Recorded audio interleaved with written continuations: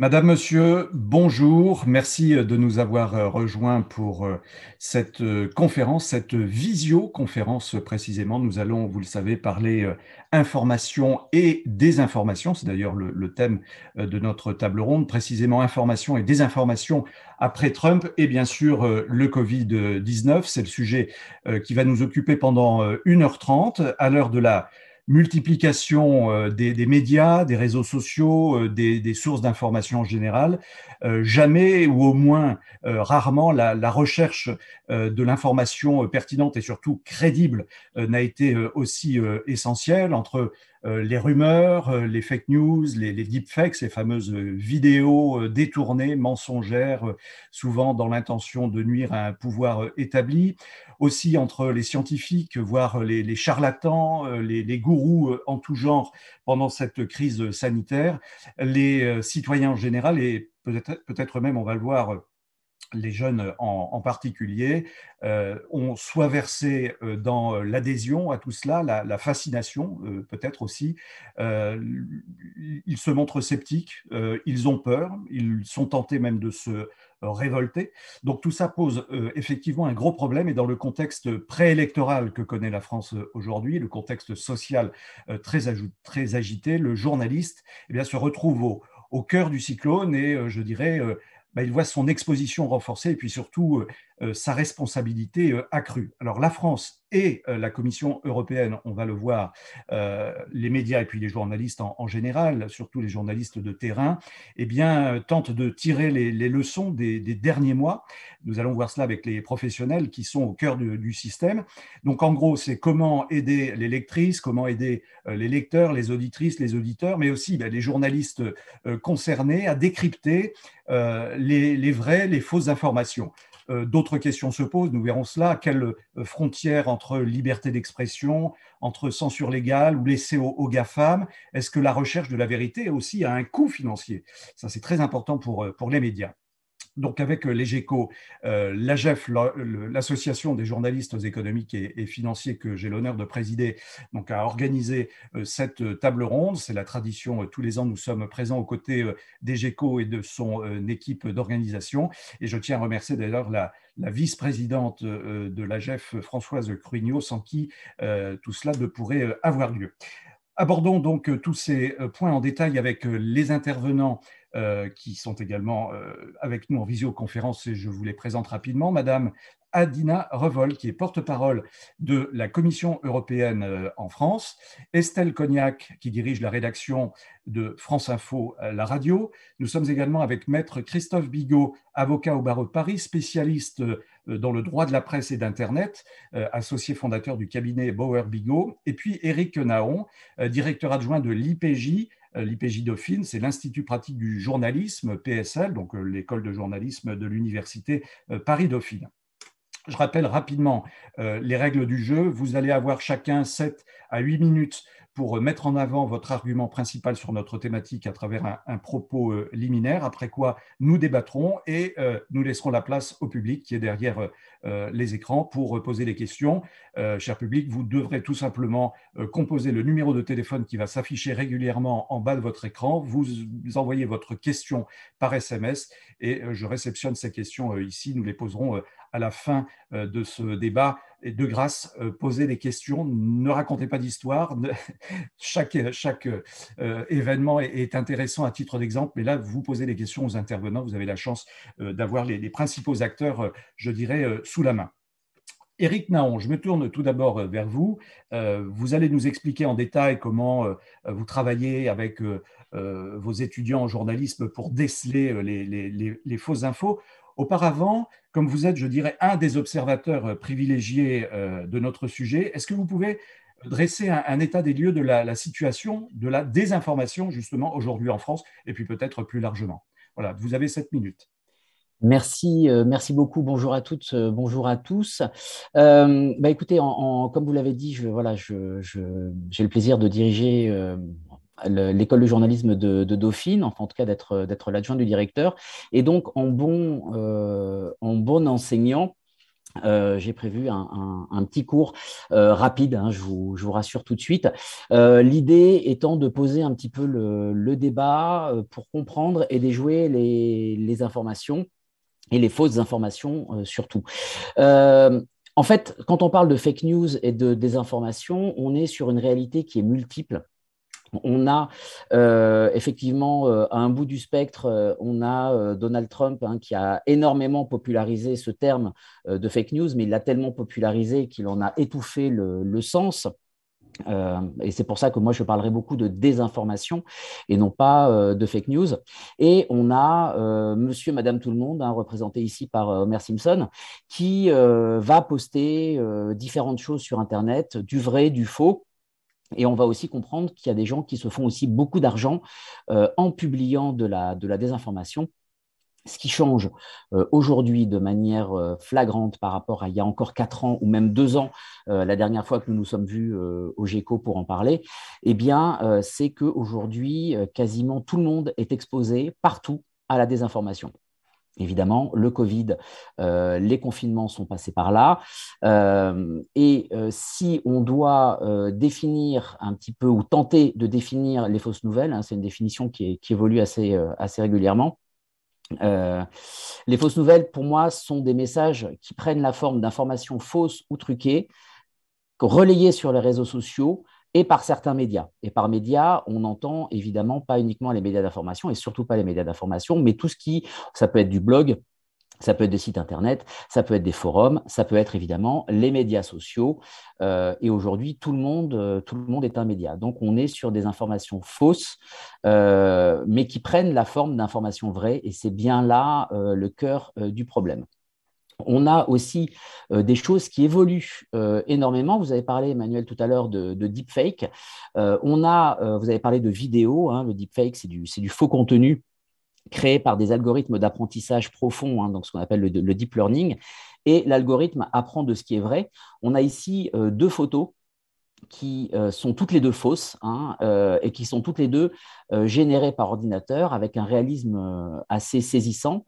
Il faut savoir qu'on est capable de les déceler à l'œil nu ou avec différents outils, mais on a ici des choses qui sont faites pour tromper les gens avec de l'apparence du vrai. Et on a évidemment aussi beaucoup de vidéos qui émergent pour tenter de tromper un petit peu l'opinion ou d'en faire un peu du LOL.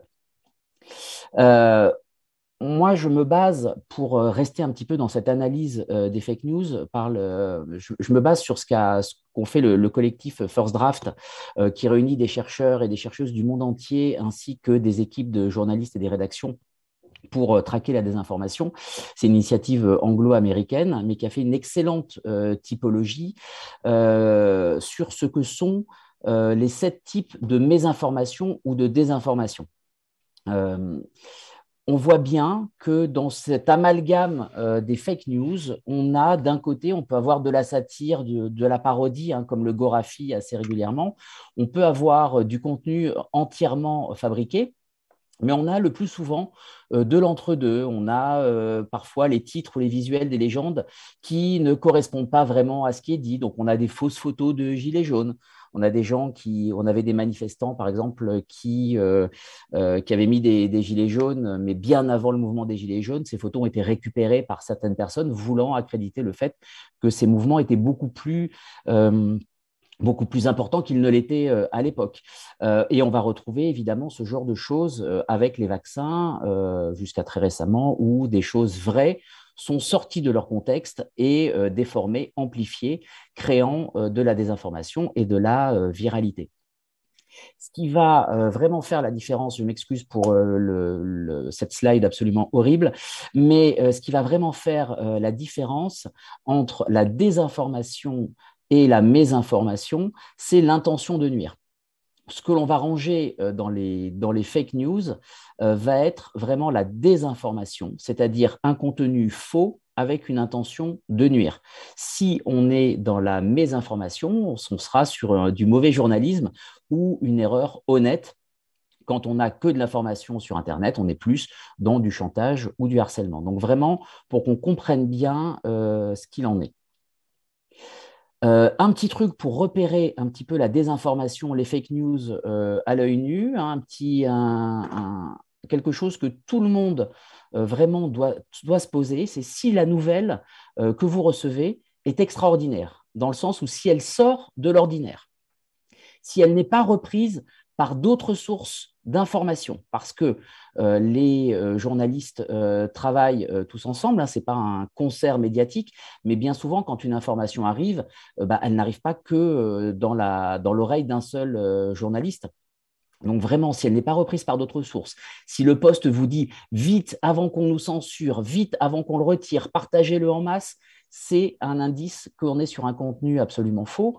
Si l'émotion prime sur le factuel, si en lisant cette nouvelle ou en regardant cette image, vous vous dites c'est horrible, c'est scandaleux, c'est révoltant, ou si au contraire c'est absolument génial, il faut quand même se poser la question. Et si c'est trop beau pour être vrai, et que vous avez 3 des 4 conditions qui sont là, pensez bien que vous êtes probablement en présence d'un contenu de désinformation. Euh, Ensuite, en ce qui concerne la réponse des écoles de journalisme, nous travaillons à l'IPJ sur un projet et avec l'EJTA, l'Association européenne des écoles de journalisme, un projet extrêmement rigoureux d'apprentissage du fact-checking qui est aujourd'hui devenu est rentré vraiment dans les corpus, hein, et pas seulement dans la recherche et vérification de l'information. Et on travaille sur une méthodologie en 3 pas d'analyse de bien savoir ce qui a été dit et comment on peut le fact-checker, analyse de l'auteur, de l'autrice de la citation et de la source sur laquelle il se base, avant enfin de procéder à un fact-checking. Hein, ce qui nous permet d'avoir une bonne méthodologie et que tous les étudiantes et les étudiants des écoles partenaires, une vingtaine dans toute l'Europe, puissent bénéficier d'un enseignement de qualité à ce sujet-là. Parce que vraiment, le principal problème aujourd'hui, c'est d'arriver à être extrêmement rigoureux dans le fact-checking ou le debunking, comme on dit, et bien entendu pouvoir ensuite répondre à cette désinformation. Évidemment, c'est un problème de journaliste parce que la désinformation est ensuite passée au filtre des médias qui va apporter une réponse avec le fact-checking. Et c'est bien utile, on en est bien heureux, mais souvent, ce dont on se rend compte, c'est que les personnes qui sont exposées à la désinformation ne sont pas nécessairement les personnes qui vont lire ou regarder les rubriques de fact-checking et qu'au milieu, les médias se sentent parfois un peu démunis, y compris parfois certains de mes étudiants qui cherchent à savoir comment va se passer le fact-checking, comment on trouve des fake news. Donc, on voit bien qu'on est en présence parfois de 2 univers, de 2 bulles de filtre qui sont assez difficilement conciliables. Et c'est un des enjeux, à mon sens, des journalistes, mais de toute la société à ce sujet-là. Et enfin, pour terminer extrêmement rapidement, la première chose à faire, cher public, c'est vraiment de bien comprendre la différence entre un fait et une opinion. On peut penser ce que l'on veut. Hein, une opinion représente la façon de penser d'une personne. C'est une perception subjective et qui peut varier d'une personne à une autre. C'est discutable au sens propre du terme. Ensuite, un fait peut être vérifié, éprouvé, il est objectivé, c'est une information objective et c'est prouvé scientifiquement, on ne peut pas le remettre en question. Donc, si déjà on fait ce travail, on ne bascule pas ensuite du côté de l'opinion à tout va. Et le problème de cette ère de post-vérité aujourd'hui, ou dont on parle dans l'ère post-Trump, c'est que le fait est devenu une opinion comme une autre, et c'est un peu ma problématique. Merci beaucoup, Éric Naon, pour ces explications très claires et cette entrée en matière qui campe bien le décor de l'ensemble de notre problématique sur l'information et la désinformation. Alors, dans la droite ligne d'Éric Naon, avec vous, Estelle Cognac, je rappelle, vous dirigez donc la rédaction de France Info, la radio, c'est la 3e radio de France, 200 journalistes, premier média global aussi, on va y revenir tout à l'heure parce que ça c'est important, et ce média qui fête ses 5 ans. Alors, la validation de l'information, Estelle Cognac, vous savez ce que c'est évidemment, puisque c'est votre quotidien. Vous avez d'ailleurs créé là je parle sous votre contrôle, en 2016, une agence interne à France Info, et puis elle s'est doublée ensuite d'une structure de fact-checking, de certification. Enfin, c'est très, non pas complexe, mais très complet dans le fonctionnement. Donc là, avec vous, bah, écoutez, tout simplement, j'ai envie de vous dire, racontez-nous cette histoire, parce que c'est parti en 2016 et aujourd'hui, l'agence est vraiment bien implantée au sein de la rédaction. Je dirais qu'en fait, il y a deux éléments. Bonjour à tous. Il y a d'un côté la vérification et la certification de l'information, et de l'autre côté la lutte contre la désinformation. En fait, on a deux jambes à France Info, entre d'un côté une charte des principes et cette agence qui est sur la certification de l'information, et de l'autre côté la cellule de fact-checking de Vrai du Faux qui a été lancée en septembre 2020. Alors, nous avons une chronique Vrai du Faux sur l'antenne de la radio depuis l'élection présidentielle de 2012. Donc, c'est quelque chose qu'on a lancé il y a longtemps. Mais en tout cas, on a structuré cette équipe avec 6 journalistes sur la cellule de fact-checking et on en a 17 sur l'agence.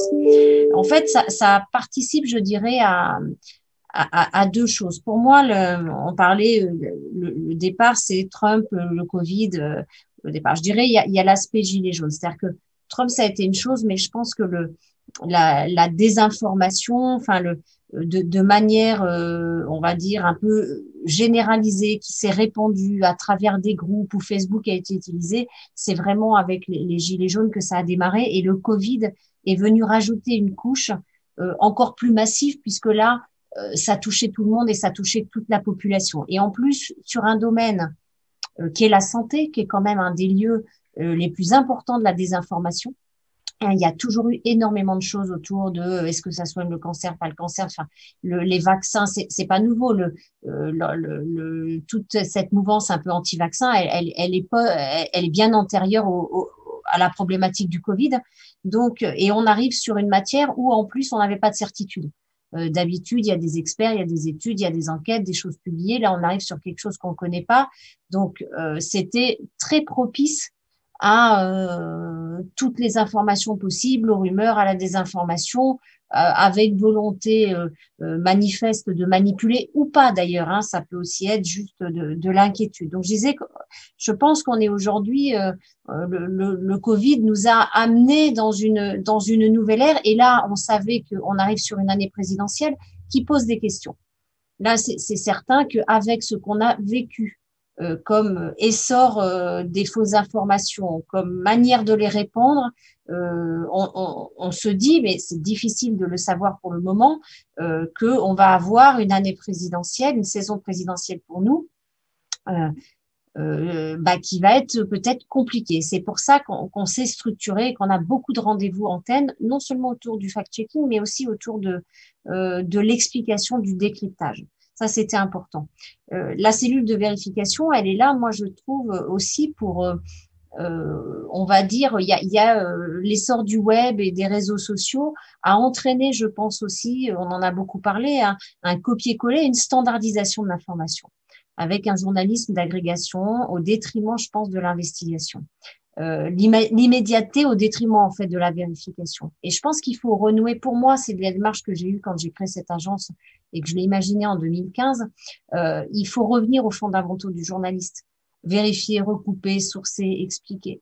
Et je pense que c'est aussi ce que recherchent aujourd'hui nos auditeurs, internautes. Et c'est ce qu'il faut leur demander. Et cette agence, elle participe en fait à cette volonté de remettre de la vérification de l'information, de remettre ce recoupement des sources, de remettre tout ce travail journalistique. Nous avons une antenne aujourd'hui où il n'y a plus de conditionnel, où toutes les infos qu'on veut donner, nous les revérifions nous-mêmes. On ne donne plus rien, source proche du dossier, source proche de l'enquête, fait par d'autres, par nos confrères. C'est-à-dire, on a une charte très très stricte qui régit nos rapports aux autres médias et y compris aux agences de presse. Et ça, c'est important. Donc, on a même accepté pour une chaîne d'infos en continu de perdre un petit peu en réactivité pour pouvoir délivrer cette info certifiée. Aujourd'hui, c'est ce qui est reconnu pour fausse info en tout cas. Voilà. Donc, je pense que voilà, c'est un peu la manière, nous, rapidement, ma vision des choses depuis effectivement Trump, Brexit, puis Gilets jaunes et Covid, et les moyens qu'on met en place, en tout cas à France Info, pour essayer de répondre à cette problématique. Donc, ce sont deux structures bien différentes. Il y a à la fois l'agence et, je dirais, la cellule de fact-checking. Mais tout le monde travaille ensemble, finalement. C'est des équipes qui sont imbriquées avec l'équipe numérique, puisque c'est beaucoup là que ça se trouve. Elles sont imbriquées, mais elles travaillent de manière séparée quand même. Hein. Voilà. Et complémentaires. Merci Estelle, vous restez avec nous bien sûr. Le débat se poursuit dans quelques minutes. Je me tourne vers Maître Christophe Bigot. Je rappelle, Maître, donc avocat au barreau de Paris. Vous êtes spécialisé dans le droit de la presse et d'Internet, associé fondateur du cabinet Bauer Bigot. Alors je le disais, on va expliquer le modèle français de régulation de l'information en tant que tel qui réprime les abus. Auparavant, question plus générale et d'entrée, est-ce que le droit, maître, est aujourd'hui l'outil adéquat pour lutter contre la désinformation? Voilà, vous avez 7 à 8 minutes. Merci, bonjour à tous. En effet, quand on parle de désinformation, la première question que va se poser à un juriste, c'est de savoir si il a finalement quelque chose à dire sur ce sujet. Et c'est pas forcément évident au premier abord. On peut tout à fait se demander si finalement les seules personnes qui sont légitimes pour parler de désinformation ne sont pas tout simplement les journalistes et ceux qui ne mettent pas de droit là-dedans. Parce que quand on met du droit quelque part, ça veut dire qu'on met de la sanction. Et encore faut-il savoir quel serait le critère qui serait de nature à générer une sanction. Donc, si on imagine qu'on met un peu de droit dans cette notion de désinformation qui nous a été expliquée très bien tout à l'heure, on bute immédiatement sur une grosse difficulté qui est la question de savoir comment définir une vérité officielle. Ce n'est pas seulement un fait, c'est un fait avéré. Il faut bien évidemment distinguer les faits des opinions, mais il faut ensuite, en plus, distinguer les faits avérés des faits faux. Et on ne pourrait décider de réprimer la fausse information ou la désinformation qu'à partir du moment où on a défini ce qu'était la vraie information. Bon. Alors, c'est évidemment un champ d'investigation philosophique très complexe. Et moi, en tant que juriste, j'ai tendance à dire que ce n'est pas trop mon job de définir ce qu'est la vraie information. Hein. Voilà. Et ensuite, une fois qu'on a défini une vraie information, il faudrait considérer que lorsqu'on s'écarte d'une vraie information, c'est susceptible d'une sanction. Voilà. Est-ce qu'on peut être sanctionné parce qu'on a écrit ou dit quelque chose de faux? Bon. Simplement faux. Voilà.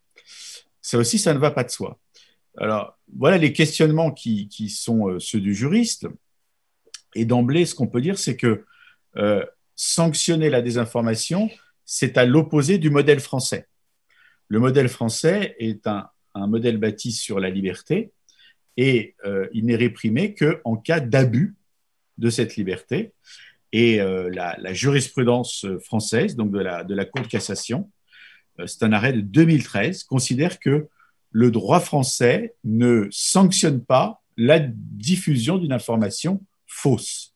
La diffusion d'une information fausse n'est pas en tant que telle une faute. Voilà. Alors évidemment, en droit, il y a toujours un principe et des exceptions. C'est ce qui fait la beauté de la discipline. Et il y a évidemment beaucoup d'exceptions. Alors, quelles sont ces exceptions? D'abord, quand une information fausse porte atteinte à l'honneur ou à la considération d'une personne. À ce moment-là, ça va s'appeler une diffamation. Là, le droit va intervenir pour sanctionner une diffamation. Mais la diffamation, ce n'est évidemment pas que de la désinformation. C'est de la désinformation concernant une personne et qui porte atteinte à sa réputation. Vous voyez qu'on est quand même très loin d'une désinformation qui est brute. Deuxième exception, ça va être la diffusion de fausses nouvelles, parce qu'il existe en droit français un délit particulier de diffusion de fausses nouvelles, quasiment tombé en désuétude, qui s'applique avec une condition drastique et fondamentale, qui est le fait que cette fausse nouvelle doit avoir troublé la paix publique. Donc, la diffusion d'une fausse nouvelle, ce qui pourrait se rapprocher le plus de la désinformation brute, elle n'est réprimée en droit français que lorsqu'elle trouble la paix publique. Et seul le procureur de la République peut en décider. Donc, c'est un contentieux qui est rarissime. Et puis, il y a aussi certaines désinformations qui vont être réprimées parce que, par exemple, elles se situent dans le cadre d'un cadre qui est celui d'altérer un scrutin. C'est une loi de 2018. Une désinformation qui vise à altérer un scrutin est une infraction pénale. Et on va avoir aussi la répression de la désinformation dans le domaine de l'image. On a évoqué tout à l'heure ce qu'on appelle les deepfakes, je crois. Ce sont des montages qui ne sont pas visibles. Et il y a un délit en droit français prévu par l'article 226.8 du Code pénal qui consiste à publier des montages invisibles à l'œil du public sans que ces montages soient mentionnés et indiqués à l'écran ou sur une photo. Voilà les quelques textes qu'on a pour, le cas échéant, sanctionner la désinformation. Et si on les applique au cas classique de désinformation qui ont été évoqués à l'instant, Brexit, Gilets jaunes, Trump, pandémie, ça ne colle pas. Ça ne colle pas. C'est-à-dire qu'à l'évidence, les personnes qui vont, par exemple, diffuser de fausses informations sur l'utilité des vaccins, des masques, sur la réalité d'une épidémie, etc., ne relèvent pas de ces différents textes. Ce qui veut dire que, a priori, le droit français ne se prétend pas compétent pour traiter de ces questions de désinformation, ou alors par le prisme de procédures de diffamation, qui seraient quand même des situations assez éloignées. On a par exemple des procédures qui ont été engagées par le professeur Raoult, parce que Karine Lacombe avait indiqué qu'il faisait l'objet de poursuites pour avoir menti lors d'une audition à l'Assemblée nationale. Or, quand on s'exprime devant une commission à l'Assemblée nationale, on prête serment de dire la vérité. Mais ce ne sont pas des affaires stricto sensu de désinformation, ce sont des affaires de diffamation. Il y a quand même un domaine dans lequel le droit est intervenu. Il s'agit du domaine de l'audiovisuel, puisque les médias audiovisuels sont l'objet d'une réglementation particulière qui est mise en place sous l'égide, bien évidemment, du CSA, qui change de nom pour devenir l'ARCOM. Or, dans les règles que doivent suivre les médias audiovisuels, c'est-à-dire radio-télé, il y a une règle d'exigence de respecter l'honnêteté de l'information. Or, cette règle d'honnêteté de l'information, qui n'existe pas pour la presse écrite, elle est sous la surveillance du CSA, qui peut être amené à prononcer un certain nombre de sanctions. Il y en a eu quelques-unes, notamment une mise en demeure de Radio Monte-Carlo au sujet de l'émission Les Grandes Gueules, qui était consacrée à la pandémie, et dans laquelle le professeur Perron, qui est également connu pour des thèses assez proches du complotisme, avait en effet diffusé ces thèses sans qu'il y ait eu de contradiction. Voilà. Et RMC a été mise en demeure. Mais en dehors de ces cas de figure très exceptionnels, le droit de la presse en général n'a pas vocation à intervenir dans ces questions de désinformation. Merci beaucoup, Maître Bigot, pour ces explications, et on va y revenir aussi parce que je pense qu'il y aura beaucoup de questions sur ces liens entre les journalistes dans l'exercice de leurs fonctions et des groupes de pression qui sont de plus en plus évidents, qu'ils soient politiques ou même industriels. Les textes de loi, d'ailleurs, ont failli légiférer là-dessus. Enfin, on aura l'occasion d'y revenir. Madame Adina Revol, vous représentez donc la Commission européenne en France, à Paris. On vient de parler des différentes initiatives prises en France par les professionnels de l'information et du droit. Mais évidemment, tout cela doit se concrétiser dans la dimension européenne, hein. C'est un petit peu non pas la conclusion générale, mais on voudrait savoir comment la Commission européenne, comment vos services traitent de ces sujets de désinformation, de mauvaise information, de fake news, parce que l'Europe est attaquée de toutes parts, évidemment. Et donc là, vous avez un rôle central dans cette lutte. Comment ça marche? Là aussi, si on rentre dans la cuisine de la Commission européenne, comment vous faites? Bonjour à tous, bonjour à tous. Merci beaucoup pour l'invitation à cette table ronde, effectivement, où il est très important de parler d'Europe, parce que vous avez raison, l'Europe est attaquée de partout. Et l'Union européenne, en fait, n'est pas juste une question de règles, de réglementation, de marché, des monnaies. L'Union européenne, ce sont les citoyens européens, donc vous et moi, nous, et ce sont des citoyens qui luttent ensemble pour des valeurs, dont la liberté, dont la démocratie, et pour un avenir meilleur.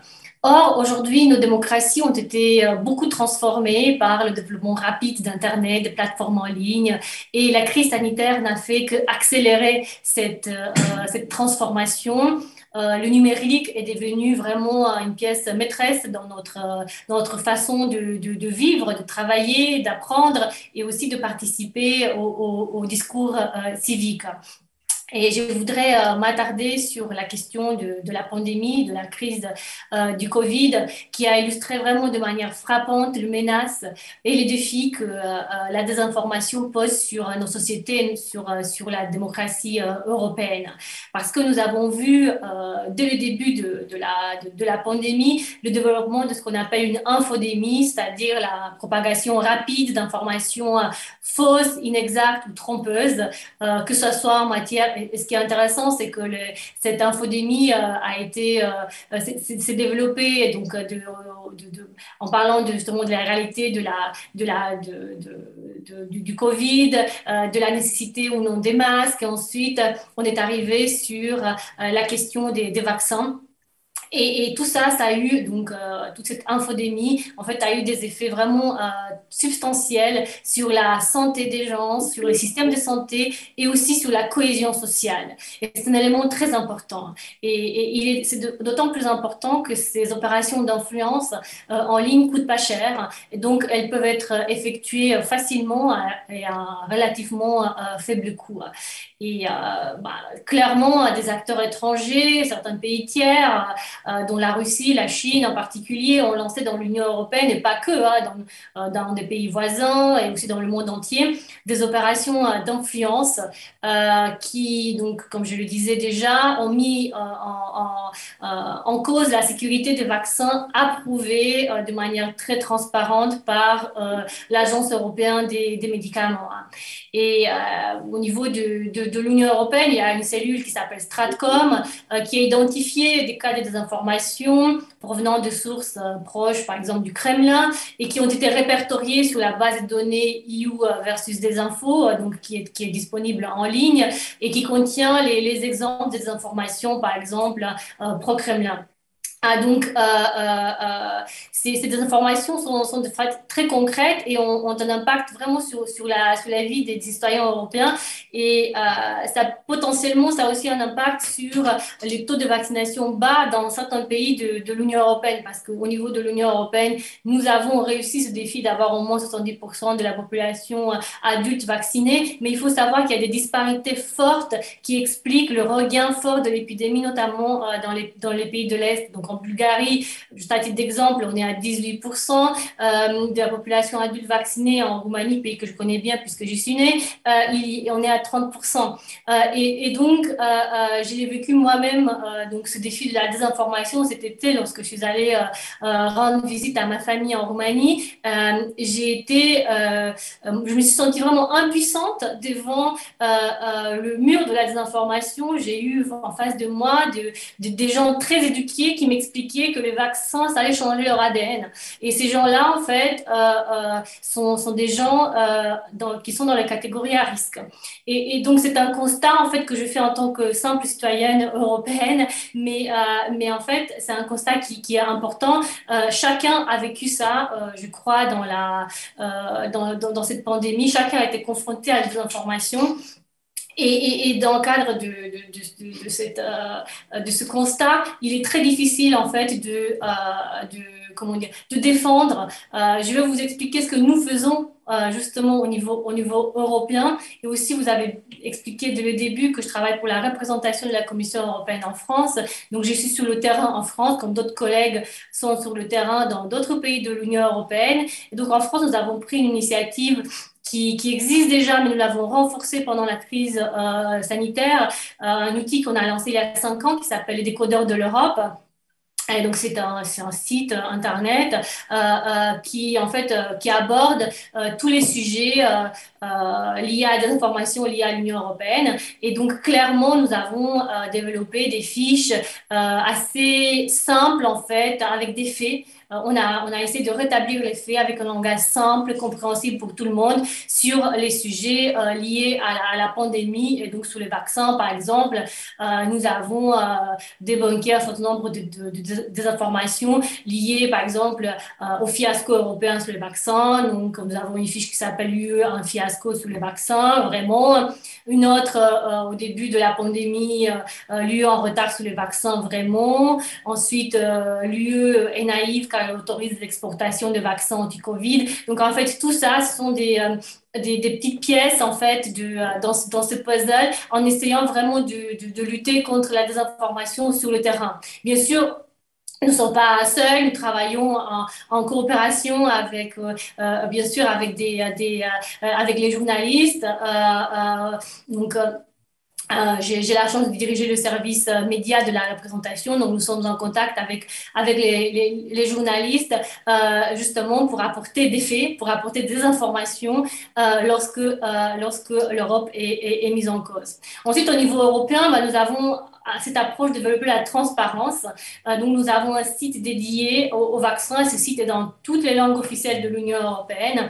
Et donc, ce site s'appelle les vaccins sûrs contre la COVID-19 pour les Européens. Donc, il y a toutes les informations nécessaires pour un choix éclairé, avec la description minutieuse donc, du processus d'évaluation des vaccins par l'Agence européenne des médicaments, aussi l'accès en ligne aux listes complètes des effets indésirables potentiels des cas de vaccins autorisés dans l'Union européenne.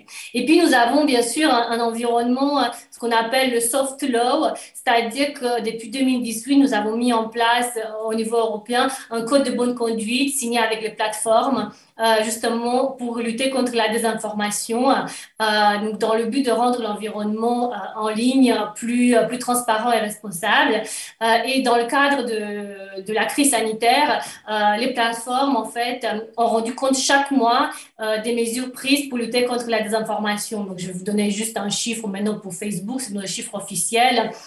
Par exemple, Facebook, au cours du mois de juillet, a enlevé plus de 110 000 contenus dans l'Union européenne. Donc, elle a supprimé pour violation des politiques de désinformation sur le Covid et les vaccins, donc sur Facebook et Instagram. Et c'est plus qu'en juin. Et c'est moins qu'en août. Donc, en août, on est à 160 000 contenus. Mais en fait, ces chiffres européens masquent une disparité entre les pays, entre les langues, parce que parmi les contenus trompeurs vérifiés sur Facebook, en fait, dans les principales langues européennes autres que l'anglais, n'ont pas été pris en compte. Donc, ce qui expose les Européens non anglophones à un risque accru de rencontrer de la désinformation en ligne. Et donc, clairement, la pandémie nous a servi d'un sort de test de résistance de ce code de bonne conduite et de ce soft law, et a montré que nous devons intensifier davantage la lutte contre la désinformation Et car donc justement ce code, il est très utile, il est précurseur, mais il est appliqué de façon incomplète selon les plateformes signataires ou selon les États membres. Et puis, il n'y a pas un mécanisme de suivi approprié. Donc, la Commission a proposé de le renforcer et surtout dans le cadre de la loi européenne sur les services numériques que la Commission a proposé. Donc là, il s'agit du juridique. Donc, il s'agit d'une directive européenne qui est en cours de discussion. La Commission introduit de mesures de transparence et de modération de contenu et de publicité et propose des obligations légales contraignantes pour les très grandes plateformes en ligne afin de traiter les risques systémiques pour les droits fondamentaux et aussi enlever les risques de manipulation intentionnelle des services. Donc, cette loi européenne est en cours de discussion maintenant entre les États membres et le Parlement européen et pourrait être approuvée en début d'année prochaine pendant la présidence française du Conseil de l'Union européenne. La France a fait justement de ce paquet numérique une de ses priorités et donc cela permettra en fait de renforcer davantage la lutte contre la désinformation. Mais encore une fois, je rappelle que dans l'Union européenne, la lutte contre la désinformation se fait sur la base de la liberté d'expression, mais il y a qui est une valeur fondamentale, mais il faut en même temps intensifier nos efforts afin d'apporter plus de transparence dans la modération du contenu et de la publicité en ligne. Merci. Voilà ce que j'avais à vous dire de manière assez spécifique au Covid et à la crise sanitaire, au cadre européen. Et puis, bien sûr, je reste à votre disposition pour d'autres questions. Oui, il y aura de toute façon débat et les questions de la salle. Donc, vous m'offrez une transition, Madame, pour inviter en tout cas les personnes qui sont en train de suivre cette visioconférence de poser leurs questions. Le numéro de téléphone apparaît régulièrement en bas de l'écran. Il suffit de composer ce numéro et tout simplement poser sa question par SMS. Alors, on va débattre des différents thèmes que vous avez évoqués, participation croisée de chacun. On va peut-être remonter le fil. Éric Naon, donc vous qui pratiquez cette lutte contre la désinformation, la manière d'aborder le sujet avec vos élèves. Première question, quelle est l'approche des jeunes journalistes qui vont arriver dans les rédactions aujourd'hui? Quelles sont leurs approches de toute cette problématique des informations qui viennent de partout et qu'il faut vérifier systématiquement? Et je dirais... la multiplicité des réseaux sociaux pose la question de la viralité aussi. Et ça, je crois que c'est un sujet sur lequel vous êtes très, très attentif. Donc, comment les jeunes journalistes aujourd'hui appréhendent cette question de la vérification et la viralité? Comment vous enseignez cela à vos élèves? Enfin, la lutte contre. Oui, j'entends bien, merci. Il faudrait leur demander à mes élèves, évidemment, mais je pense qu'ils sont extrêmement soucieux de ça parce que, notamment, comme je le disais dans mon propos, en 2021, tout le monde est touché de manière directe ou indirecte, mais en tout cas, on n'est plus aux 6 degrés de séparation. Donc, on connaît quelqu'un qui connaît quelqu'un qui connaît quelqu'un qui est sur un rond-point ou le fameux tonton un peu lourd qui vous envoie des choses un peu fausses autour des migrants et compagnie. Aujourd'hui, ça vient en direct, ça vient en frontal, ça vient dans le bus, ça vient dans le cercle familial proche, ça vient dans les amis. Et on se rend bien compte qu'on a besoin de rigueur. Et donc, mes élèves sont extrêmement soucieux de ça parce qu'ils me font souvent état justement d'amis qui leur disent des choses ou qui s'en prennent à eux parce que journalistes, ce qui pose de réels soucis. Donc, il y a un vrai côté concerné. Et mon rôle est de dépassionner le débat. Et assez régulièrement, je leur dis, c'est un peu notre slogan sur le projet YouFactCheck, c'est « Nous ne sommes pas en guerre, nous sommes au travail. Et nous ne sommes pas en guerre contre la désinformation. » Voilà, c'est le point que j'essaye de faire passer à mes élèves. On n'est pas en guerre contre la désinformation, on fait juste notre travail. Et je m'en arrêterai là. Mais l'idée étant de savoir ce qui est vrai, ce qui est faux, de rétablir le vrai, le factuel dans notre travail. Voilà. Et après, dans notre vie de tous les jours, évidemment, c'est une autre histoire. Mais dans le cadre du processus de fact-checking, il est très, très important de dissocier ça et pour qu'on puisse bien entendre la parole de chacun sans prendre parti, c'est d'être vraiment sur l'objectif et le factuel. Ensuite, sur la viralité, je laisserai plutôt mon camarade juriste, mon camarade avocat en parler parce qu'il y a une réponse qui dépasse celle du journaliste. On peut peut-être définir, Éric Naon, la viralité concrètement. Qu'est-ce que c'est quand on est confronté à la viralité?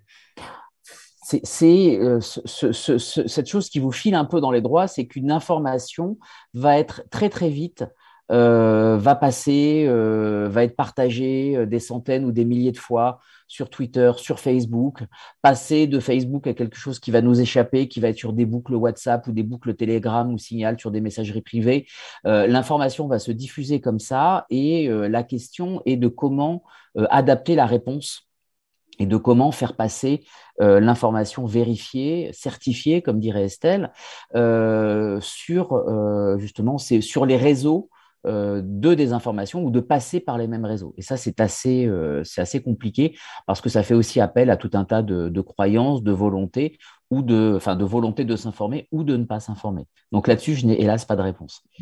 Alors ça, c'est l'amont avec la formation des journalistes, hein, des jeunes filles et garçons qui arrivent dans les rédactions. Et donc, il y a l'aval avec les rédactions qui accueillent les radios, les télés, les journaux, les magazines et de plus en plus d'ailleurs des sites web qui effectivement se mettent à l'information.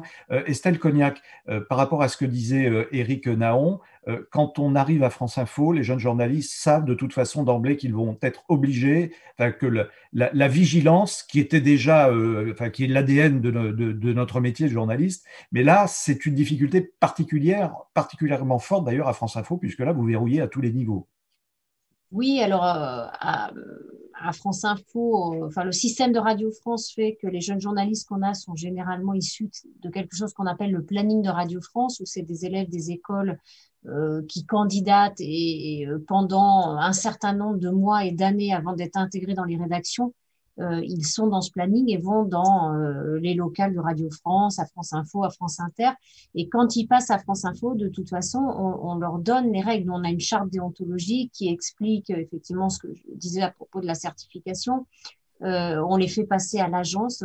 On essaye de faire passer le plus grand nombre de CDD à l'agence pour qu'ils soient imprégnés de ça. Je crois que dans leur environnement, de toute façon, les personnes qui sont jeunes sont aussi plus au fait des techniques et des pratiques. On avait vu que alors, parfois les enquêtes sont un peu contradictoires où on dit que finalement c'est des personnes plus âgées qui sont plus touchées par la désinformation. Les jeunes, eux, maîtrisent mieux les outils. Ils sont plus à même d'aller voir, vérifier s'il y a une source, si c'est truqué, aller dans Google, faire Google Images, faire chercher. Enfin, ils ont une dextérité qui peut leur permettre, alors jeunes journalistes ou pas, d'aller un peu regarder tout ça. Je pense qu'aujourd'hui, ils sont sensibles à ces questions-là. On en parle suffisamment. Il y a les médias font des choses dessus, pas que France Info. Hein, je pense à Check News, les décodeurs, un peu partout. Donc aujourd'hui, nous, on ne travaille pas avec Eric, mais avec le CFJ où on forme, on a au sein de la cellule Vrai du Faux des élèves dans une sorte d'alternance toute l'année. Ils viennent passer une journée, 2 journées à la cellule. Voilà, ils sont un petit nombre et on les forme au fact-checking et ils travaillent avec nous toute l'année scolaire. Donc ça, c'est plutôt rassurant pour les auditeurs, en tout cas, Ouais. et pour les magazines, les journaux, etc., pour les lectrices et les lecteurs. Est-ce que justement, vous avez constaté une certaine... Parce que je disais, donc France Info est la 3e radio de France, premier média global. Le média global, c'est quoi? C'est radio, télé, web, hein, en simultané. Est-ce que vous avez senti dans les enquêtes d'opinion un intérêt particulier pour un média de service public, en l'occurrence, qui apporte de l'information vraie? Je ne sais plus si vous l'avez dit, mais France Info, généralement, ne donne pas systématiquement les informations dès qu'elles tombent sur une agence. Il y a une vérification, comme vous l'avez dit, mais on préfère parfois, vous préférez retarder, être en retard par rapport aux concurrents plutôt que de balancer une info dont vous n'êtes pas sûr. Ça, c'est un gage de sécurité et de qualité pour les auditeurs. Moi, je pense que c'est un des succès de France Info. En tout cas, nous, on a des enquêtes qualitatives qui sont faites ici en interne où plus de 90% de nos auditeurs nous disent que l'information de France Info est crédible, vérifiée. C'est une information dans laquelle ils ont confiance.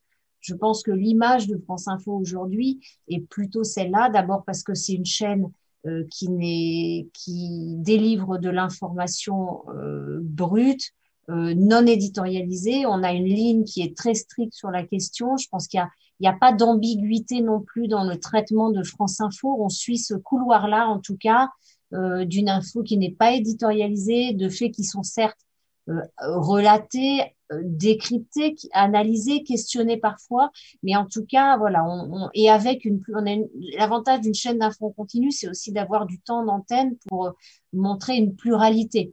Je répondais là, il y a pas longtemps d'ailleurs à quelqu'un qui me posait des questions sur le traitement du rapport de RTE, donc sur l'énergie en France, éolienne, nucléaire, etc., qui est paru la semaine dernière, où on me disait, bah oui, mais dans la matinale, vous avez donné la parole à une association qui était plutôt contre le nucléaire. Et en fait, je suis allée regarder ce qu'on a fait sur notre antenne sur une journée. On avait fait cet invité, on avait fait le patron de RTE le soir, on avait fait un débat dans le 12-14 avec 2 opinions et on avait 3 autres invités sur l'antenne. Donc, on était à 7-8 invités sur cette question-là, reflétant tous experts, politiques, associations, un débat le plus large possible. Donc, on veut aussi permettre aux gens de se faire une opinion. Moi, je crois que c'est aussi un des éléments importants pour moi, le fait de donner des outils aux gens pour détecter les fausses informations ou pour être vigilant, pour développer l'esprit critique. Je pense que voilà, c'est bien, moi, c'est bien de faire du fact-checking, c'est bien qu'il y ait des services dédiés, mais ça ne peut pas être la seule réponse au problème. D'abord parce que les fausses infos, c'est un peu un biais humain. Il y en a beaucoup. Parfois, on pourrait dire c'est un peu vider la mer à la petite cuillère. On peut pas toutes les vérifier. Et puis, ça prendrait trop de temps. C'est matériellement pas possible. Et puis, parfois, en plus, il y aurait le risque de mettre en lumière des fausses infos qui, en fait, de leur donner une visibilité qu'elles n'auraient pas autrement. Donc, et puis, je dirais aussi une autre question qui est est-ce qu'on touche le public initial ou pas? Parce que nous, le fact-checking qu'on fait sur antenne de France Info ne touche peut-être pas ceux qui sont victimes, qui reçoivent le plus ces fausses informations. Et on a un risque aussi finalement d'élargir le cercle des personnes concernées. Donc c'est vraiment, je pense, un point important. Et donc l'autre outil sur lequel nous on s'est engagé, c'est vraiment développer ces outils de reconnaissance des fausses infos, d'éducation aux médias. Ça c'est quelque chose d'important. Il y a les adultes, mais il y a les enfants, tout le jeune public, collège, lycée, leur donner des kits, des outils pour qu'ils décryptent eux-mêmes. Et c'est notamment pour ça qu'on a lancé un vrai du faux junior qui existe aujourd'hui avec Émilie Gautreau, où là, chaque semaine, on a eu un épisode, les enfants posent des questions sur un thème, et puis elle leur répond avec un spécialiste. Et on voit, eux, leur perception aussi de l'environnement médiatique, de ce qu'il y a chez eux. Donc, je pense que donner des clés pour comprendre, en fait. Oui, voilà, je pense que c'est ne pas orienter l'opinion. Débunker nous-mêmes. Là, j'ai un peu digressé par rapport à la question de départ, mais je pense que c'est, voilà, on ne peut pas, nous, dans ce que l'on fait, que ce soit en fact-checking, que ce soit sur la manière dont on travaille, tout être, en fait, et résoudre tous les problèmes. Ça n'est pas possible. Donc, je pense que ce travail des médias autour du développement de l'esprit critique, de l'éducation aux médias et de la formation autour de tout ça, pas que chez des étudiants, mais chez des plus jeunes, est un point important. Alors, vous allez pouvoir répondre aux questions, alors j'allais dire des auditrices et des auditeurs, mais plutôt des personnes qui nous suivent derrière leurs écrans pour cette visioconférence. Je reviens, Maître Bigot, avec vous sur un point qu'évoquait Éric Naon, qui est la viralité. Qui pose effectivement de sérieux problèmes juridiques. Quel est votre regard sur ce sujet par rapport à ce que disait Éric Naon ? C'est un regard un peu impuissant. Il faut savoir que la viralité, elle est appréhendée en droit français que sous une forme très traditionnelle. C'est-à-dire que si vous faites par exemple un retweet, vous êtes responsable de votre retweet et par conséquent, vous publiez vous-même un contenu qui peut éventuellement être illicite et vous engagez votre responsabilité si ce contenu est illicite. Sauf qu'évidemment, si vous avez 20 000 personnes qui font un retweet, il n'est pas question de faire 20 000 procès. Donc, il faut s'orienter sur un autre modèle pour mettre fin à ça. Qu'est-ce que peut être ce modèle ? On n'a toujours pas trouvé un modèle qui serait pertinent pour lutter contre ça. Le seul modèle aujourd'hui, c'est de faire une notification de contenu illicite à la plateforme, soit Facebook, Twitter, Google, etc. Et la plateforme ensuite arbitrera elle-même si elle souhaite retirer le contenu en question des différents comptes qui existent sur la plateforme. Donc le problème n'est pas réglé pour autant. Non, le problème n'est pas réglé pour autant. Et en plus, c'est la plateforme qui a tout entre les mains, en fonction de critères qui peuvent être des critères très personnels à la plateforme. Bon, on a vu que par exemple Facebook, pour un moment, s'amusait à supprimer dès qu'il y avait l'image de l'origine du monde, par exemple. Bon. Ce qui était un critère très personnel appliqué de ce que pourrait être de la pornographie.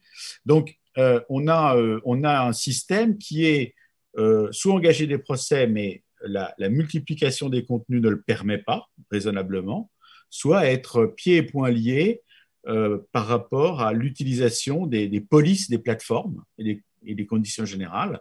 On n'a pas d'autre possibilité aujourd'hui que ça. Est-ce que vous attendez quelque chose de la puissance européenne ? Je viens après vers Adina Revol, mais on disait tout à l'heure, sans l'Europe, on ne peut rien faire ou on peut agir au niveau juridique national, je dirais. Ça semble impossible. Alors, c'est certainement le bon échelon, l'échelon international, puisque, en effet, l'échelon d'un droit national n'a plus de sens aujourd'hui avec le web. C'est certainement le bon échelon. Vous savez qu'il y a un projet en cours qu'on appelle le projet de DSA, Digital Service Act, qui a été lancé il y a bientôt un an, puisqu'il a été annoncé en décembre dernier par la Commission. Le mécanisme qui est mis en place dans le Digital Service Act est un mécanisme qui est à peu près équivalent à celui qui a été mis en place par la loi française de respect des principes de la République, fin août, qui consiste à faire peser sur les grandes plateformes une obligation de moyens et pas une obligation de résultats. C'est-à-dire qu'ils doivent mettre, en effet, les moyens pour lutter contre les contenus de haine. Aujourd'hui, ce sont les contenus de haine, ce ne sont pas les contenus de désinformation. Mais on pourrait imaginer de dupliquer ce modèle à des contenus de désinformation. En l'état, ce n'est pas le projet. Je parle sous le contrôle de notre représentante de l'Union européenne, mais ce n'est pas le projet.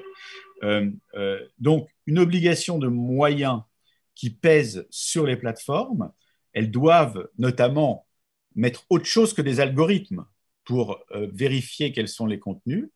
Et ensuite, quelles sanctions la sanction qu'a trouvée le droit français, qui est aussi la sanction prévue par le Digital Service Act, c'est une amende qui serait proportionnée au chiffre d'affaires mondial, ce qui commence à faire quand même pas mal, qui serait susceptible d'être prononcée. Donc en France, ce serait prononcé par le CSA, enfin aujourd'hui Arcom, puisque maintenant il faut se mettre dans l'idée que le CSA n'existe plus. Voilà. Et c'est aussi le modèle du Digital Service Act, avec une autorité nationale qui serait susceptible de vérifier que les plateformes mettent des moyens dans la lutte contre la haine. C'est tout ce qu'on a, mais on peut imaginer que l'Europe aille plus loin et duplique ce modèle à la désinformation. Adina Revol, je vous pose logiquement la question en réaction aux propos de Maître Bigot. Si vous pouvez brancher votre micro, madame, s'il vous plaît. Concrètement, donc l'Europe avance, mais est-ce que vous allez aller plus loin sur cette directive, enfin sur ce Digital Service Act ? Oui, effectivement, vous avez raison de le mentionner. L'Europe, c'est la bonne échelle d'agir parce que effectivement, on est sur un cadre qui dépasse l'État-nation et donc il faut agir. Et donc, ce que la Commission a déjà fait il y a un an avec le Digital Service Act.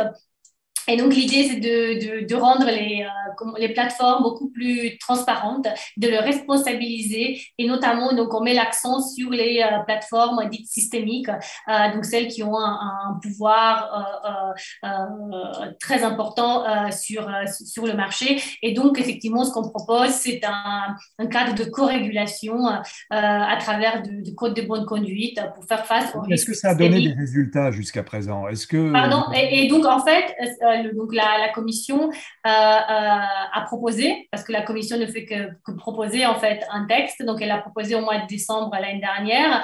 Et donc, comme je disais déjà dans ma présentation au début, c'est que maintenant, on est dans un processus qui est de négociation interinstitutionnelle entre les États membres et le Parlement européen. Donc, les États ont trouvé une position, le Parlement est en train de trouver aussi sa position et donc, vraisemblablement, on aura un texte finalisé pendant la présidence française du Conseil de l'Union européenne. Et donc, un texte qui est proposé par la Commission, bien sûr, ensuite sera discuté par les États et par les députés européens. Et donc, in fine, on aura un accord vraisemblablement en début d'année prochaine pour avoir un cas de régulation plus fort au niveau européen pour lutter contre les risques systémiques liés à la désinformation. Mais est-ce que les GAFAM vont se laisser faire, les Google, Amazon, Facebook, Apple, Microsoft, enfin surtout les GAFA, on va dire, est-ce qu'ils vont se laisser faire? Parce qu'on l'a vu sur la question de la fiscalité, ils continuent à se battre comme des diables et bon, visiblement, voilà, ils y arrivent bien.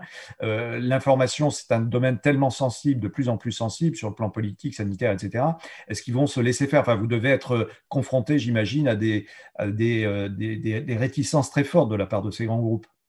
Alors, écoutez, sur la question de ce qu'on appelle en fait la taxe numérique, en fait, aujourd'hui, on a au niveau mondial un accord au niveau de l'OCDE, ça a toujours Oui, été mais la ça a position été très long à trouver, donc en matière d'information, on imagine que ça risque d'être Oui, mais en plus fait, problématique. effectivement, c'était long à trouver, mais c'était ce que l'accord qui a été trouvé, c'est un accord révolutionnaire, on pourrait même dire que c'est une révolution copernicienne du système de fiscalité mondial, et donc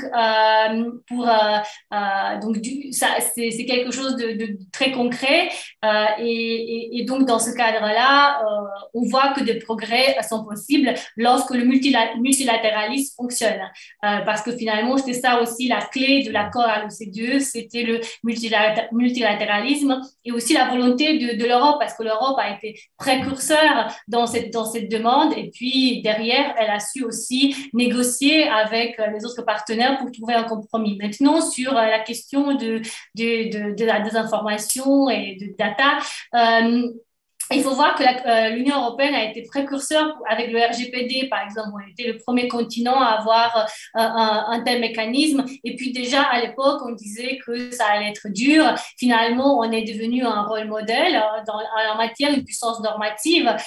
Et donc, avec la loi, donc le paquet numérique, donc le digital, donc la loi sur les services numériques, et on est dans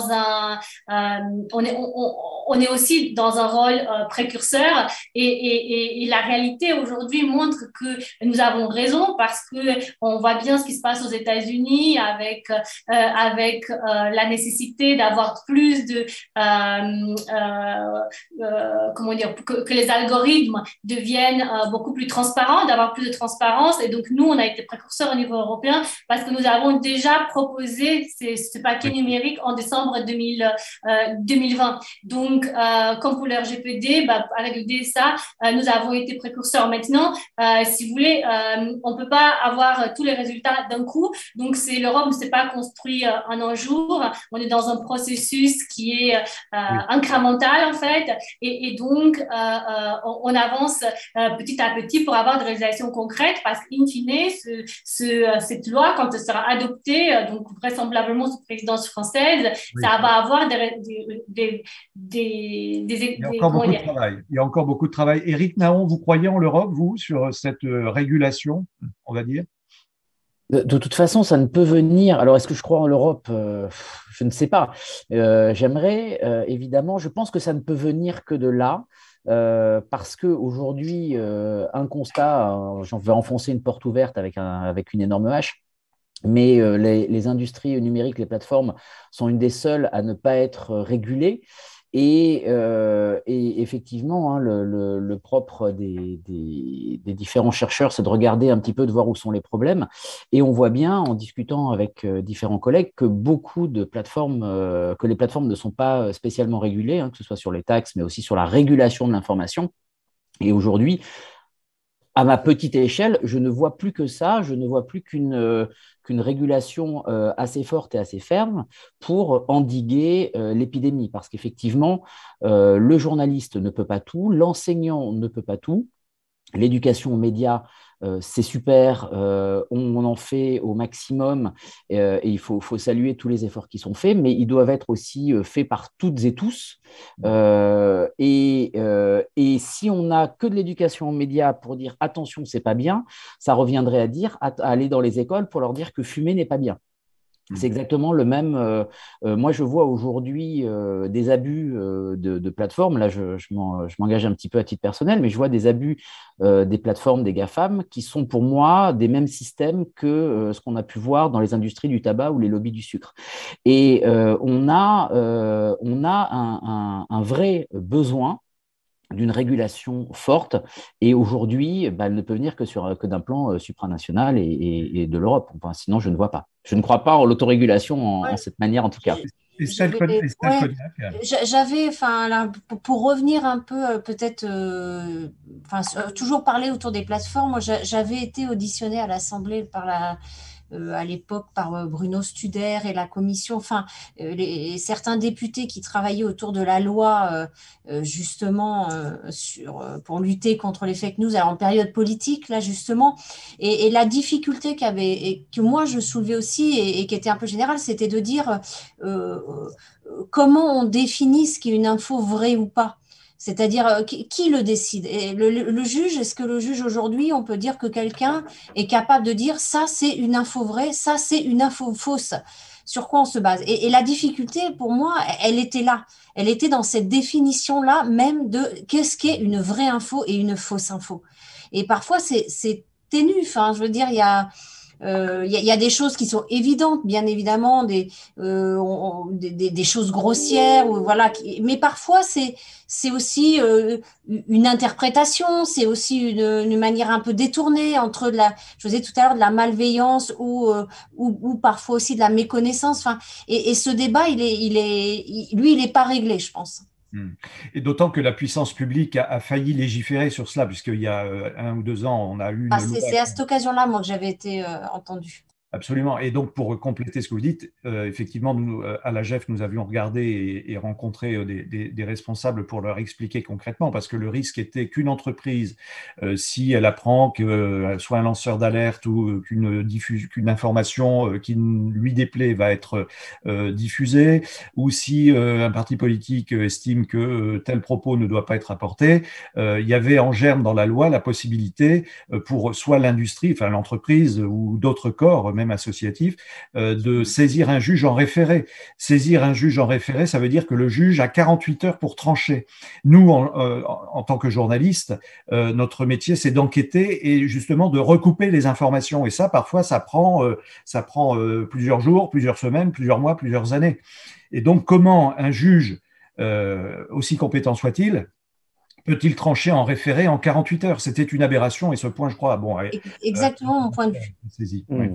Et dans ce cas-là, il s'appuyait sur qui? C'est-à-dire que s'il demandait dans ce cas-là une assistance, à qui enfin, je veux dire, ça ne peut pas être un média. Enfin, je veux dire, c'est trop compliqué en fait. Oui.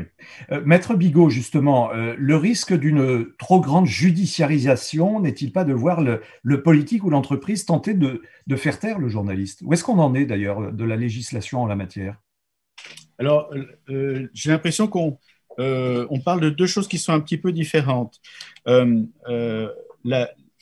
L'Association des journalistes économiques et financiers avait été particulièrement montée au créneau sur la loi secret des affaires.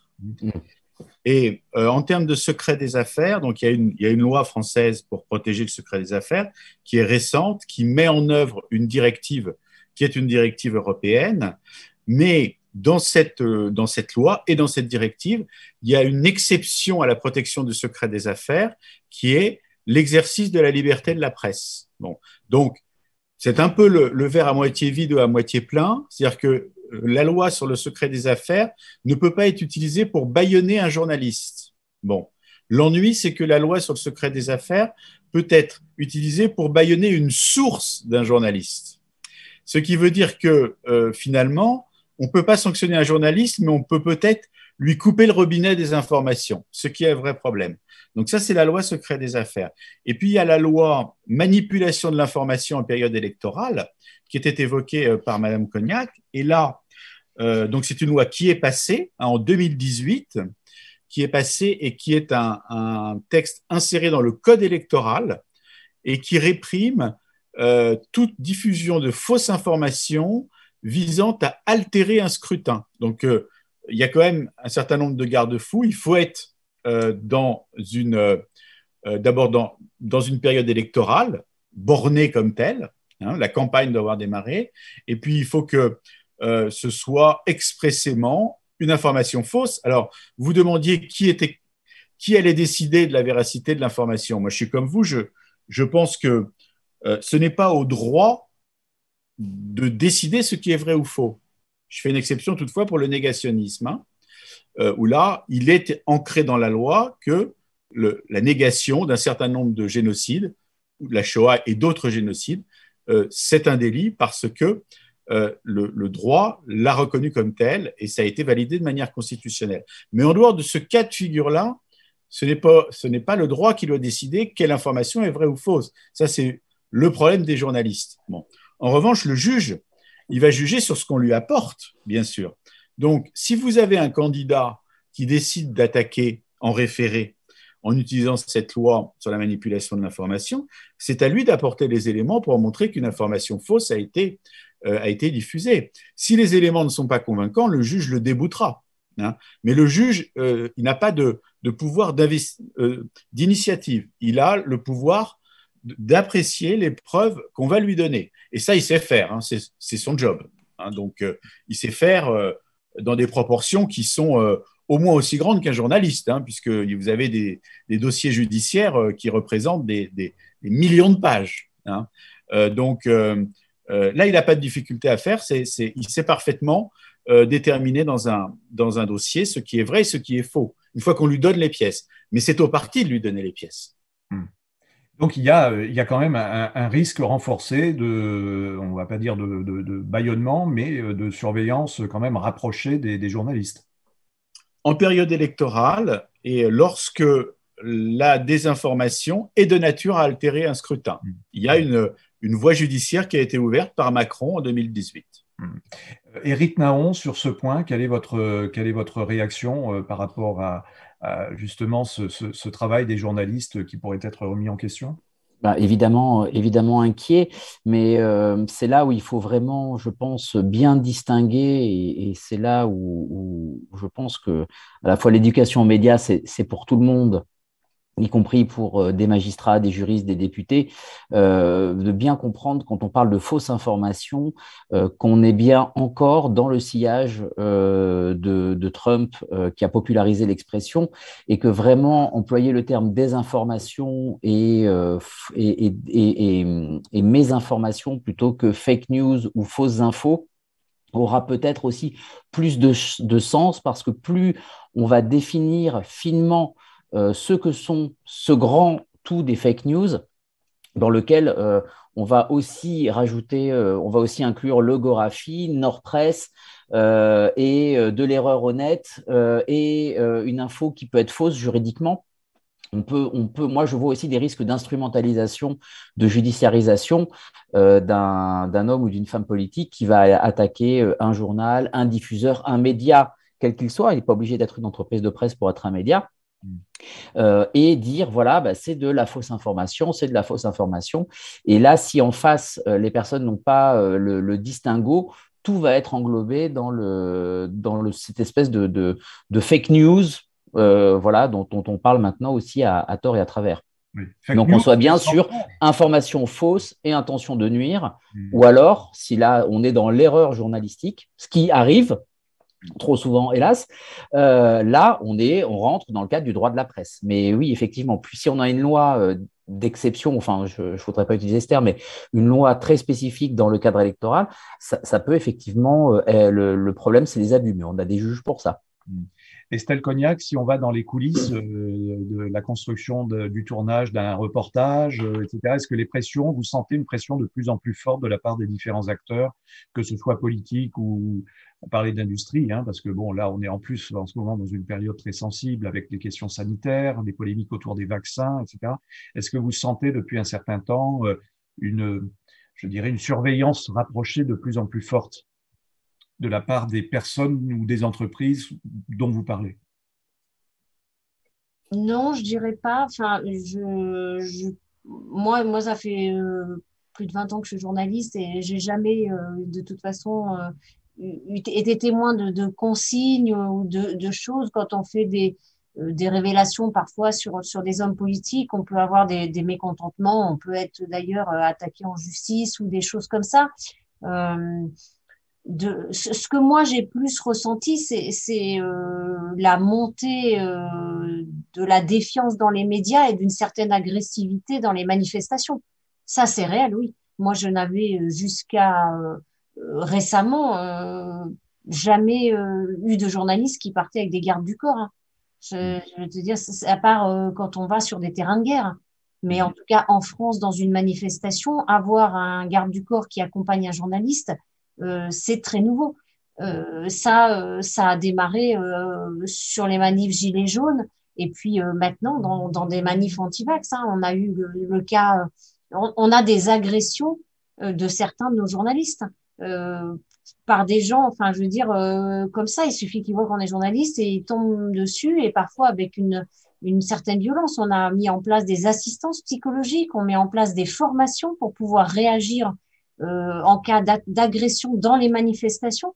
Ça, c'est nouveau. Oui, ça, c'est nouveau. Et surtout, cette violence, c'est-à-dire que non seulement on reproche aux journalistes de relayer ou discours d'État ou des choses comme ça, mais là, il y a une violence physique, en fait, qui se manifeste, qui n'existait pas. Ça, c'est la réalité depuis les Gilets jaunes et particulièrement là, avec les manifs anti-pass sanitaire où c'est reparti, on va dire, on s'est reparti. Et ça, je trouve, c'est inquiétant. L'attention vient de la base, en fait, et c'est pas une volonté de bâillonnement de la part des leaders d'opinion, en fait, hein, c'est ce que vous dites. Non, moi, je dirais pas ça. Enfin, je veux dire, aujourd'hui, on nous empêche pas de parler et d'enquêter. On a une cellule d'investigation à Radio France qui est membre de consortium d'enquête, les Panama Papers, Paradise Papers, l'affaire Pegasus, etc. On a des enquêtes sur tout. On a sorti des choses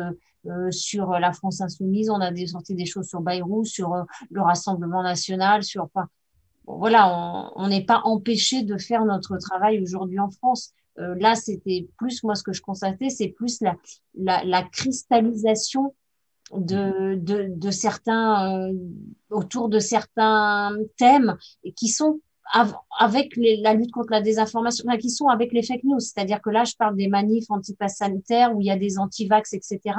Cette thématique-là, elle cristallise, on voit bien qu'elle déchire, il y a une certaine violence dans les propos qui s'affrontent et on la vit sur le terrain dans les manifestations où on a des journalistes qui sont pris à partie et pas par, je parle pas de gens black bloc cagoulés, hein. ou voilà, des gens qui sont là, qui manifestent, ou tout de suite ils repèrent quelqu'un qui est journaliste et on va être attaqué, agressé, traité de collabo. Enfin, nous, on a une journaliste, moi je dirais quand même que c'est grave, hein, on a une journaliste il n'y a pas très longtemps qui était comme ça dans une manif, qui a été traitée de collabo et dont la grand-mère est morte dans les camps. Et elle a très, très mal vécu les attaques qu'elle a pu subir, ce que je comprends. Oui, Éric Caron, ne pensez pas, oui, ne pensez pas que ça n'est pas lié, parce qu'effectivement, on parle, je parle aux personnes qui nous regardent, ne pensez pas que ça n'est pas lié, parce qu'on est à mon sens, sur une conséquence directe de la désinformation dans la rue. Ce n'est pas parce que c'est sur les réseaux sociaux que c'est virtuel, hein. On va encore reprendre le pouvoir des mots, mais virtuel, c'est qui n'existe virtuellement pas. Or, cette désinformation, elle existe, elle se propage sur les réseaux sociaux ou dans les boucles WhatsApp ou Telegram ou Signal. Mais elle a un impact direct que l'on retrouve évidemment dans la rue, dans les réunions de famille. Et effectivement, il y a une montée de la défiance des journalistes, hein, qu'on observe à tout niveau. Les formations, par exemple, que l'on donnait auparavant à quelques étudiants pour terrain de guerre, etc., sont maintenant déployées dès la première année, parce que dès qu'on envoie un élève sur un micro-trottoir, il y a un risque de se faire insulter ou pire. Donc, et ça, c'est une conséquence directe de la désinformation dans la rue. Alors, est-ce que je dirais, volonté de recherche de la vérité, hein, pardon, les mots sont peut-être un peu lourds, mais est-ce que tout cela a un coût supplémentaire pour les rédactions, pour les médias, qu'ils n'avaient auparavant, en fait? Ces problèmes de relations avec les auditrices, les auditeurs ont toujours existé, heureusement. D'ailleurs, il y a un débat. Mais Estelle Cognac, est-ce que ça coûte plus cher aujourd'hui de chercher, de certifier l'information? Est-ce que ça demande plus de moyens? Alors, vous parliez des gardes du corps. Bon, bah, ça, c'est un coût, évidemment, supplémentaire. Mais est-ce que sur le fonctionnement quotidien d'une rédaction, cette recherche coûte concrètement? Et est-ce que vous l'avez chiffré?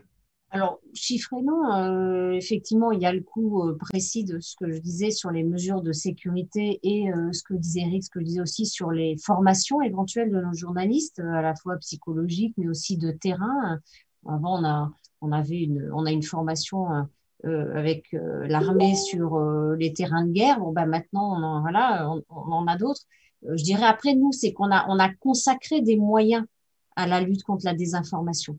Que ce soit dans l'éducation aux médias, que ce soit en créant cette agence, que ce soit en fait, on a redirigé, je dirais, des moyens vers ces problématiques-là, puisqu'on en a conscience. Donc, plus cher, ça dépend. On a aussi parfois redéployé des moyens qui existaient déjà ailleurs, où on a pu aussi investir de manière particulière en recrutant des journalistes, en créant éventuellement voilà, alors des postes, pas toujours, mais c'est plutôt du redéploiement. Je dirais que c'est plus ça, les priorités sont différentes. Voilà. Mais après, je sais pas, nous, en année présidentielle, il est évident qu'on met l'accent sur la lutte contre la désinformation, sur l'explication, le décryptage autour de la campagne.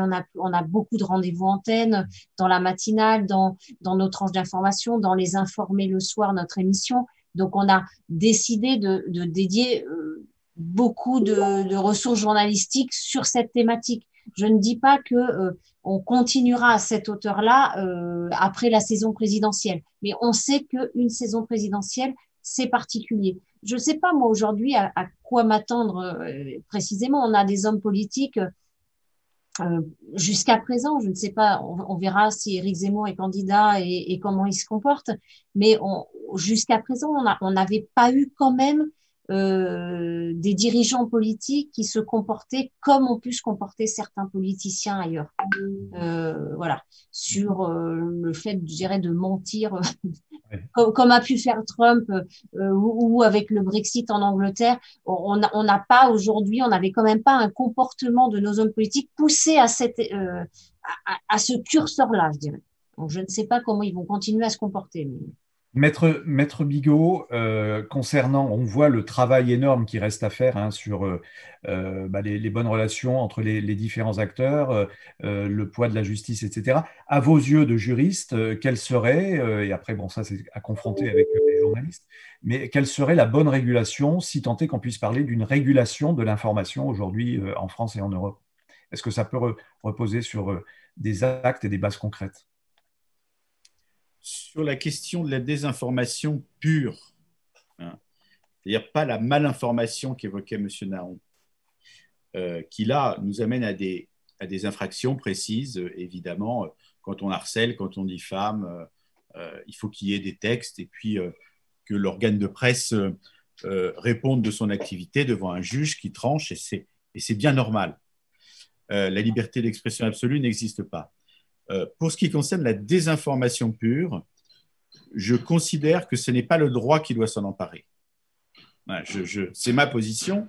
Ce n'est pas que je suis favorable à la désinformation, c'est que je pense que la vérité ne naît pas d'un texte de loi, mais naît d'une confrontation dans la société des idées, des gens, et pas d'une discussion dans l'hémicycle de l'Assemblée nationale sur ce qu'il faut dire et ne pas dire. Voilà.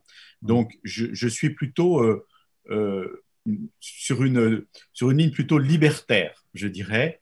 Non pas que je pense que la liberté d'expression doit être absolue, mais elle doit en quelque sorte s'autoréguler, voilà, par les acteurs eux-mêmes. Voilà.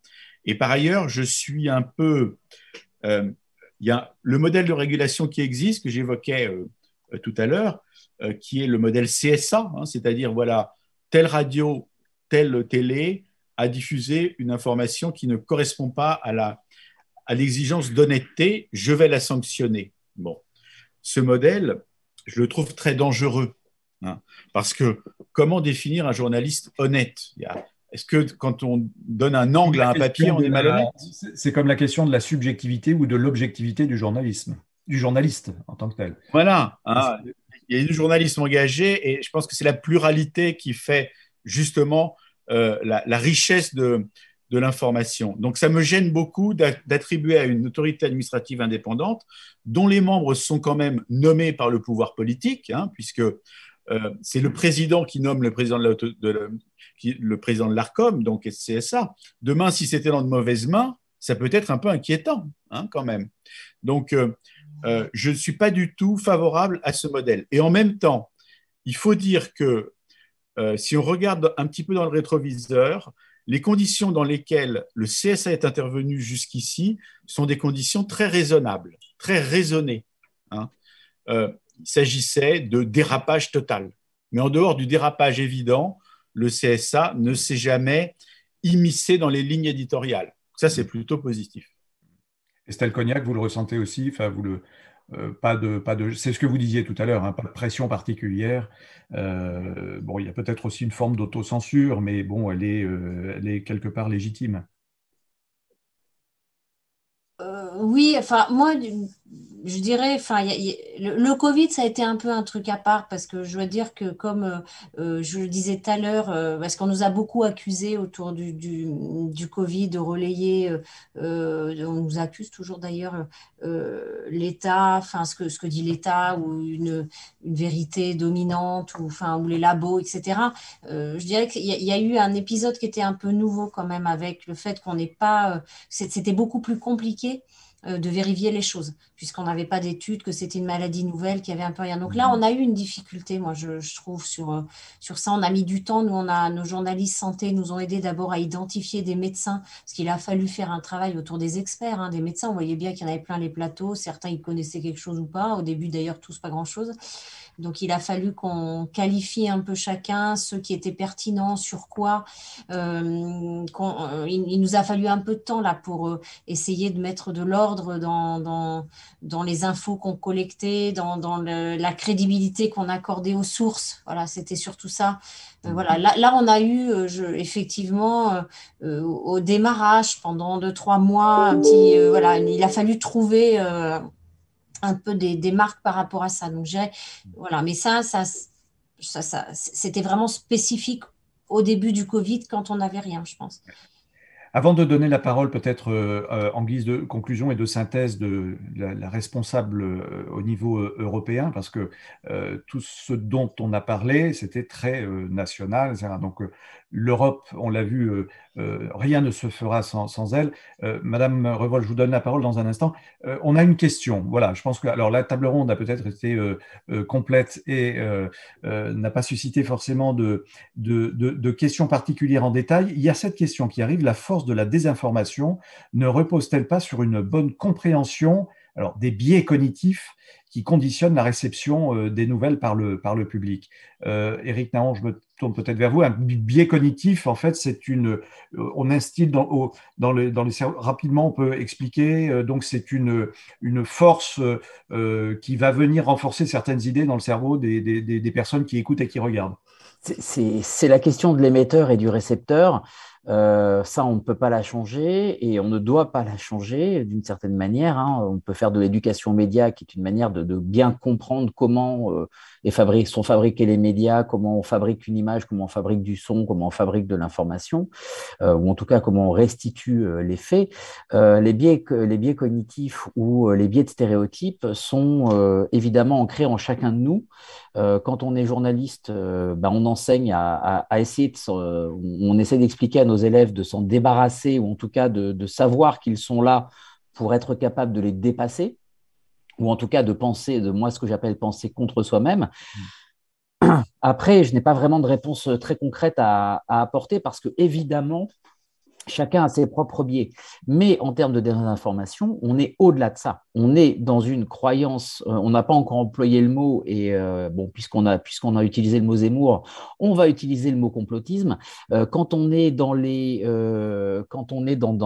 des univers de désinformation tels qu'on commence à être ce qu'on appelait avant conspirationniste, aujourd'hui complotiste, mais en tout cas, on s'enferme dans une vision du monde qui n'est plus basée que sur des opinions et sur aucun fait réel, eh bien là, évidemment, on est au-delà du biais cognitif. Donc là, il y a quelque chose, le droit est impuissant, le journaliste est impuissant, et il y a peut-être une autre solution je parlais de quand on est contaminé aux fake news. Il y a peut-être une solution de décontamination d'une certaine manière, ou en tout cas d'un nécessaire retour à un univers complexe fait de faits réels qui peuvent ne pas nous plaire. Les chantiers sont énormes. Très rapidement, en guise de conclusion, Adina Revol, que vous inspire en tant que porte-parole de la Commission européenne? Là, les chantiers sont nombreux et ça vous donne plein d'idées. Vous en avez déjà entamé beaucoup, mais vous allez aller de l'avant sur certains autres? Les chantiers sont très nombreux et la période qui s'ouvre, ça a été déjà mentionné, on a parlé de la présidentielle, mais il s'agit aussi d'une période riche au niveau européen puisque la France aura la présidence du Conseil de l'Union européenne. Donc, ceci va rajouter beaucoup plus de débats sur l'Union européenne. On voit déjà que le débat en vue de la présidentielle est très riche sur le rôle de l'Union européenne, qu'on parle de souveraineté européenne, de primauté du droit européen, ou qu'on parle juste de la vaccination, de la crise sanitaire. Donc, il s'agit en fait des multitudes des sujets. Et j'aimerais en fait conclure cette table ronde en ouvrant un peu sur l'avenir parce que aujourd'hui, on a beaucoup parlé des informations. C'est un sujet évidemment très important et au niveau européen. Et en fait, au niveau européen, nous allons proposer au mois de décembre, ça a été mentionné en filigrane, une loi pour la protection des journalistes. C'est un sujet qui est très important au niveau de la Commission européenne. Un certain nombre de journalistes en Europe ont été justement victimes, donc notamment en Malte, aux Pays-Bas. Donc, il s'agit de mettre en place des mécanismes au niveau européen parce que c'est la bonne échelle, encore une fois, pour protéger les journalistes. Et ensuite, dans la désinformation, il y a aussi un autre angle, c'est les menaces hybrides, parce que finalement, dans la désinformation, il y a une dimension de menace hybride de puissance extérieure à l'Union européenne qui cherche à nous affaiblir. Et ça fait partie, en fait, de la réponse européenne pour renforcer la défense européenne. Et c'est un des chantiers qui a été énoncé par la présidente von der Leyen dans son discours sur l'état de l'Union en septembre. Donc, nous allons travailler pour mieux coordonner les menaces, la coordination des menaces hybrides au niveau de l'Union européenne. Et dernier point, l'éducation. L'éducation, c'est un sujet très, très important pour que tout chacun puisse avoir un avis éclairé sur la question en respectant les faits, tout en préservant la pluralité des opinions. Merci beaucoup. Merci à vous toutes et tous d'avoir participé à cette table ronde passionnante. On pourrait continuer pendant des heures. On aura certainement l'occasion d'y revenir lors des prochaines journées de l'économie à Lyon ou dans d'autres circonstances. Merci infiniment pour vos éclairages, mesdames et messieurs. Merci à vous toutes et tous qui étiez derrière vos écrans. Évidemment, vous allez pouvoir retrouver le replay de ce sujet pour poursuivre la réflexion sur le site des GECO. Merci beaucoup et bonne continuation. Merci. Merci.